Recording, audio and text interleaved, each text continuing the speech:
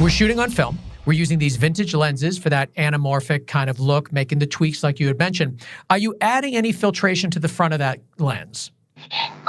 We do. And I always, ever since I've started, I wouldn't say always, but I will always use some filtration on the front and sometimes on the back. My next project I'm going to play around with using some, I got some old silk stockings from the 50s and eBay, and I'm going to sort of play with those. Oh, wow. Well, just to take a little tangent there, how would you use that? Well, you stretch them on the back,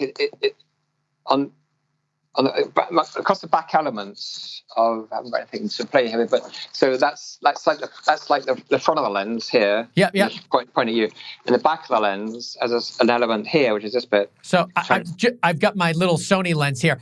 So I've got our front of the lens here. Yep. And you're talking about you actually put the silk stocking right against the back? You stretch it over the back, and then you play with it, and you can tweak it however tight you do it, which angle you do it. Because if you do it, twist it a wee bit, it becomes you see the angles, and some highlights become like an MTV style filter, like that. Oh wow! Which is good and bad. So Gosford Park, for example, I use nets on the back. I think LA Story I did, and Gosford Park, because of the candlelight, I found we're getting star filters. So then I checked out different sort of filter which would match the stockings, so it didn't have this star filter thing. And so on United States First Beer Holiday, we didn't opt for the stockings, but I chose some Schneider Black Diffusion, Black Frost filters, which and Schneider have made these for me, and the way they make them is hand done with a spray, and they give another dimension, and what I call inviting the audience in. Yeah. Although there's a bit of glass in between what I call the audience, which is a camera thing, these lenses, there's a bit of glass in front, but I think it actually helps. You're not separating, you're inviting in. And for me, that's a big thing. So the filters we use from Schneider's. Schneider Black Frost, they're called? Yeah, Schneider Black Frost.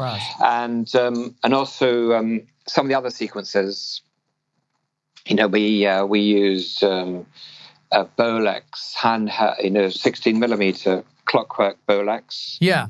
For some of the scenes. And the beauty about the Bolex is that when the clockwork version is when you stop and start, the trigger it gives them flash frames. So within a sequence of shooting Billie Holiday singing by Andra, then I'd sort of cut the camera in camera, so it would just jump and it gets rid of it. And you can't get it any other way, because the way the clockwork Bolex works, it takes a moment to build up to speed and a moment to die down and build up again. So they always can get these flash frames. And we once or twice we tried an electric motor on the side of the Bolex, and it didn't work because it got up to speed so immediately. Yeah. So you didn't get the same effect. So but on the Bolex, because of those lenses, which are again very old, we didn't use any filters on that. That had its own sort of natural sort of patina about it. And I love those moments in the film, because it really does when it almost feels like it's speeding up or slowing down. Like there's some real time ramping going on. And it's cool to see that was happening right there in camera. That's awesome.